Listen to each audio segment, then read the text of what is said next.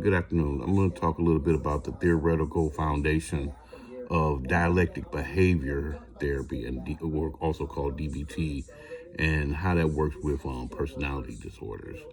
An assumption in DBT, that's what I'm going to call it from here on out, is that all behaviors develop through a complex interplay of biological and environmental factors that are governed by laws of learning.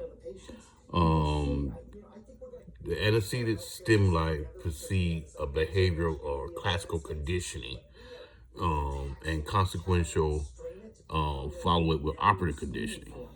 And what classical conditioning is it's kind of like the Pavlov dog thing, to where it's like you do something, the person comes and they know they're supposed to do it. It's like the whole thing about the bell and the plate of food.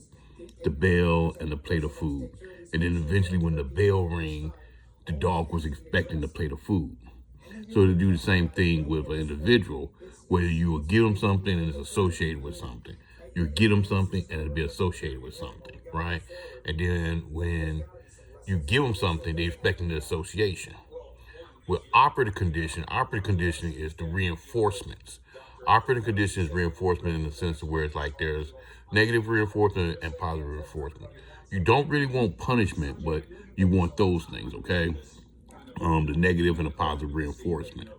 The positive reinforcement is where you want the behavior to continue, so you'll give them a reward or a treat or something like that when they, do the behavior. The negative reinforcement is when you want the behavior to stop.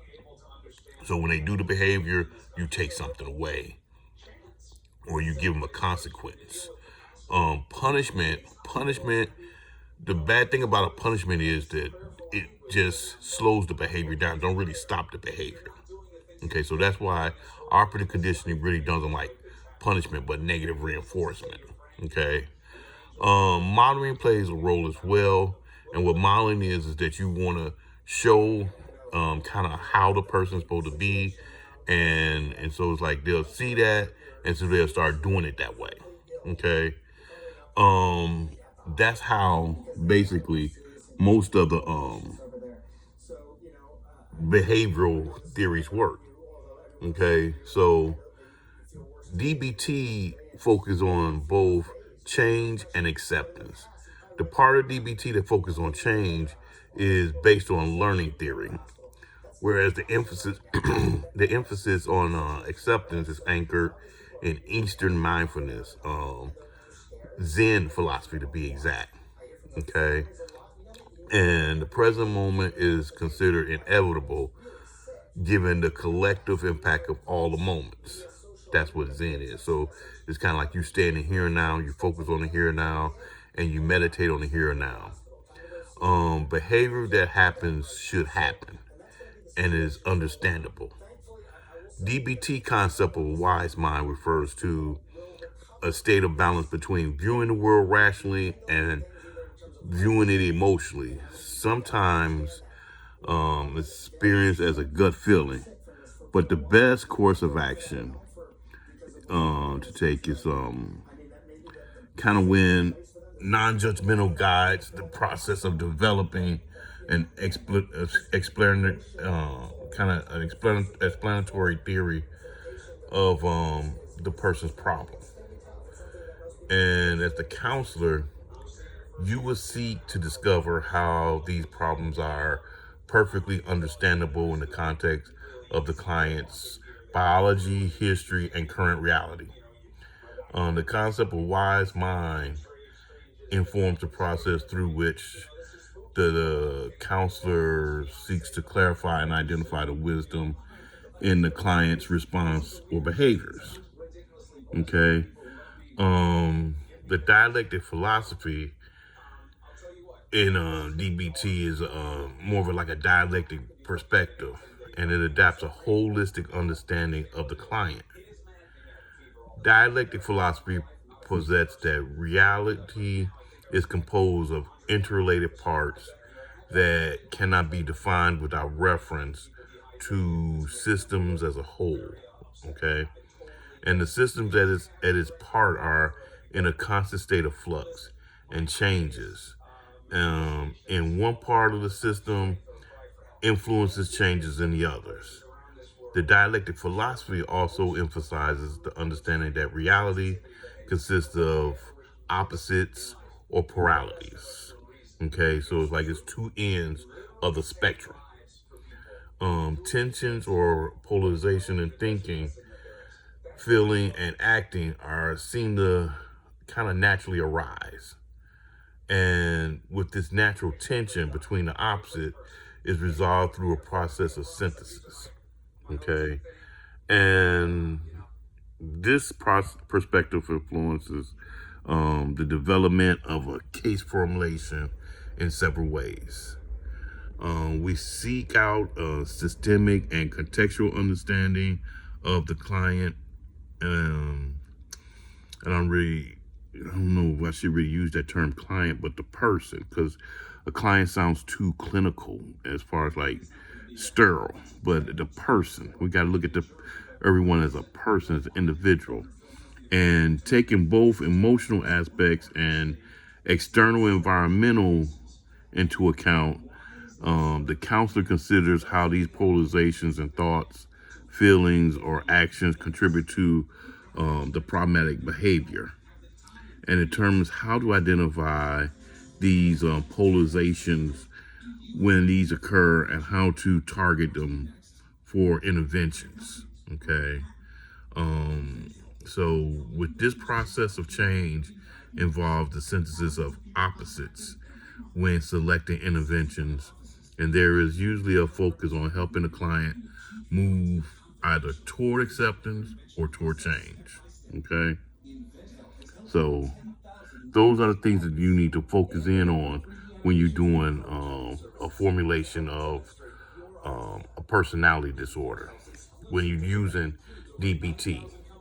So the first thing you want to is obtain a developmental history. Usually with the first session, gather historical information to help you understand how the person experiences and they express emotions impact what's going on with them. You want to look at the type of information, include relationship with significant family members, whether it's the parents or their siblings, as well as their peers, any significant others they might have, and access for any events of childhood abuse, neglect, trauma, bullying, as well as the environmental responses for any disclosures of traumatic experiences. Okay. Access for evidence of biological based emotional vulnerability when the client was a child. Was they sensitive? Described as such by others. Emotional vulnerable may include stuff like shyness, anxiety, temper tantrums, or other sensitivities to the environment. Okay, so when you accessing the family history, look into like mental health issues, any substance use disorders, or other psychological difficulties that can also provide valuable information. Okay, so that's what you want to do when you're doing a developmental history. Access as much evidence as possible. Um, so it's like that's what you want to do. You want to look at any normative emotional behaviors, anything that teachers, caregivers, or peers, their responses. Look into that. Okay. Um, Those are things you want to look at, and then you want to go into identifying and prioritizing treatment targets, right?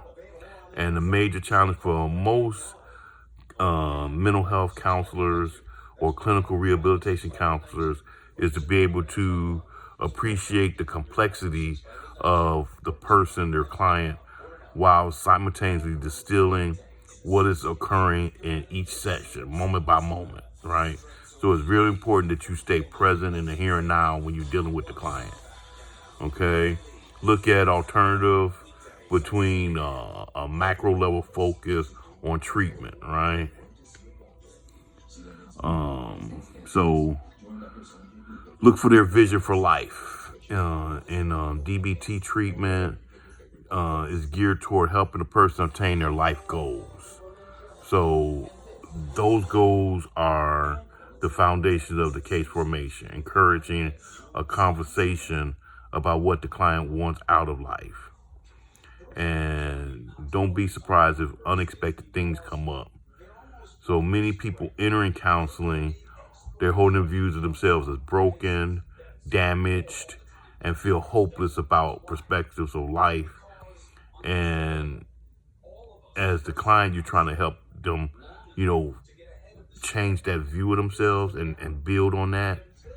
Okay. So those are things you want to do. The primary target is the client and the macro level behaviors that are going on. So that's something I want you to really look at when you're trying to do a case formulation with a personality disorder using DBT.